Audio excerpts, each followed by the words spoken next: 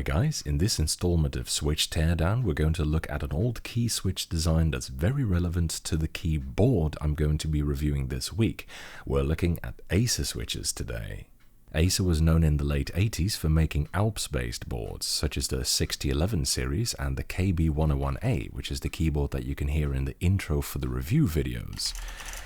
Which is the review that kind of kickstarted my channel really. However, boards like this with proper contact-based switches are expensive, and so Acer replaced them with a cheaper design in the early 90s, which resulted in the 6311 series, which was the first keyboard I got when I got into the hobby and my second ever review after the 8101. So I have a lot of history with Acers. These switches were patented in the late 80s and seemingly produced by Acer themselves and branded accordingly. Some people mistake them for Alps, as there are quite a few parallels. They use Alps mount, and just like Alps, the older versions have slits in the top housing and come with lubricant, whereas the later, much more common iteration doesn't have either. Well, they do have slits, but they're much shallower ones. In contrast to Alps though, it's not a contact-based switch. There are no terminals in the switch at all.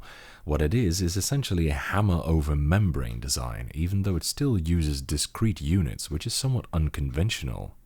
It's the same idea as the IBM Model M, which is also a hammers over membrane design, although that uses a completely different method to achieve exactly the same thing.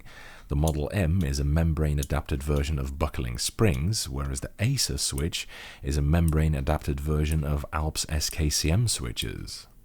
The Acer switches consist of a top housing, there's no bottom one, they're hollow underneath, and from that protrudes the slider, which pushes on a coil spring, which in turn pushes on a hammer, which presses on the membranes. The hammer pivots at the back of the housing, so it pushes at an angle rather than straight down. Meanwhile, it comes with an Alps-style folded leaf spring that functions as a clicker. Now, because there's no bottom housing to keep this leaf spring in place, there is a lug on the slider that hooks into the leaf spring to retain it, and removing the leaf spring means that you need to flatten it enough that you can pull it past this lug. It's not 100% foolproof, but it's relatively effective considering how simplistic this solution is.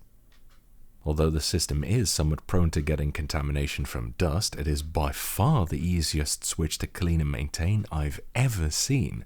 All I need to do is unscrew the screws at the back of the keyboard, then lift up the back panel, take off the back plate, if it's there, not all models have this, then lift off the membranes, and voila, the insides of all the switches are exposed, and you can just hoover it out like that. It takes less than 5 minutes to clean out the entire board. It's fantastic from a maintenance perspective. Overall, the switch has 5 parts: the housing, the slider, a coil spring, the hammer, and a click leaf, which means that it's not a very complicated switch, but still consists of a lot more parts than a buckling spring does, which is only 2.